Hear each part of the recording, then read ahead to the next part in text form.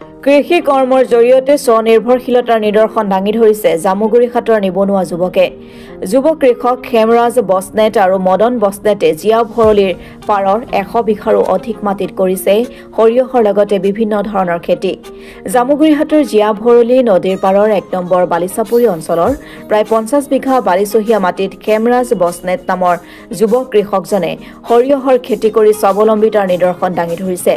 পূৰ্বতে বহিৰাজ্যত গৈ কেইটামান টকাৰ বিনিময়ত কোম্পানীৰ কাম কৰিছিল যদিও বিভিন্ন ধৰণৰ নিৰ্যাতনৰ বলি হৈ অৱশেষত ঘৰলৈ উভতি আহিবলৈ বাধ্য হৈছিল খেমৰাজ বসনেট।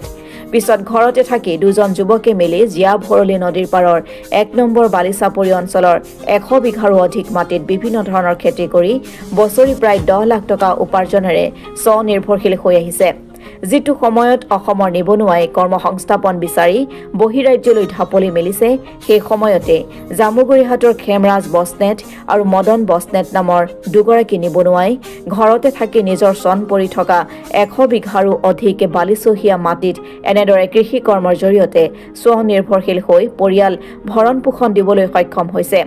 সম্প্ৰতি দুই যুৱ কৃষকে নিজৰ কৃষি কৰ্মৰ ক্ষেত্ৰখন সম্প্ৰসাৰণৰ স্বাৰ্থতে চৰকাৰৰ কৃষি বিভাগৰ তৰফৰ পৰা প্ৰয়োজনীয় সহায় সহযোগিতা আগবঢ়োৱাৰ আহ্বান জনাইছে। প্ৰায় 50 বিঘা মাটিত এইদৰে সৰিয়হ খেতি কৰি স্বাৱলম্বিতাৰ পথ বাছি লৈছে, কি ক'ব? হয়, মই প্ৰায় 50 বিঘা মান মাটিত সৰিয়হ কৰিছোঁ। এতিয়া আশা কৰিছোঁ ভাল হ'ব বুলি। যদি বেছিকৈ হৈ যাব পাৰে তেনেহ'লে আকৌ বেছিকৈ কৰিম। আগত বাহিৰত গৈছিলোঁ মই, কিন্তু ছাকচেছ হ'ব পৰা নাই। বাহিৰত 12 ঘণ্টা 14 ঘণ্টা এনেকৈ ডিউটি কৰিছিলোঁ। মোৰ একদম বেয়া লাগিছিলে মনটো। গাঁৱত মাটি আছে, ঘৰৰ নিজৰে মাটি আছে।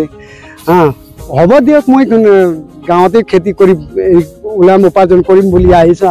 আহি পেলাই মই অলপ ভাল হেৰি পাইছোঁ আৰু কৰিবলৈ।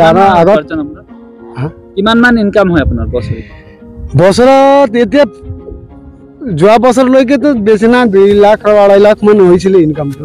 এইটোৱে পাইছোঁ। কিন্তু যদি মই চৰকাৰৰ পৰা গভৰ্ণমেণ্টৰ পৰা যদি মই কিবা পাওঁ, মানে সুবিধা পাওঁ, তেনেহ'লে মই এনেই নকম বাৰু 10 লাখ টকামান বছৰত কৰিব পাৰিম। এইটো খাটাং।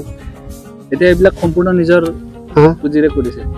এইটো একদম মানে হেৰি হয় আৰু ভালকৈ ভাল হৈ আছে নিজৰ পইচাৰে। এতিয়া 40,000 টকামান খৰচ হৈছে এইটো সৰিয়হ পেলাওঁতে। কিন্তু 40,000 টকা নিজৰ একদম পইচা। আশা কৰিছোঁ ভাল হ'ব নেকি বুলি। ওপৰত চাই আছোঁ, বৰষুণ দি দিলে আৰু ভাল হ'ব।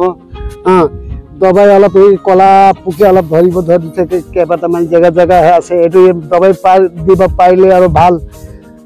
এইবিলাক সুবিধা দবাই কিনিম নি, সেইটো পানী লগাম নি, একোৱে মানে সুবিধা নাই। আশা কৰিছোঁ চৰকাৰক যদি চকু এফালে দিয়ে খেতিৰ কাৰণে, তেনেহ'লে মই আৰু ভালকৈ কৰিব পাৰিম। আৰামত পৰিবাৰ একদম মানে চলাব পাৰিম।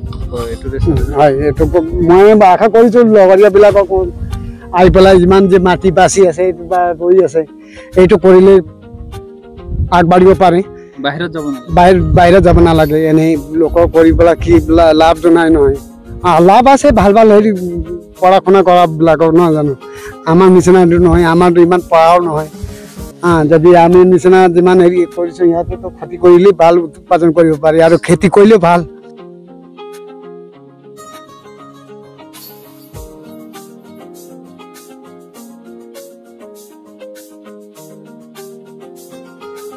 জামুগুৰিঘাটৰ পৰা প্ৰেম তিৱাৰীৰ ৰিপৰ্ট, অসম টুডে।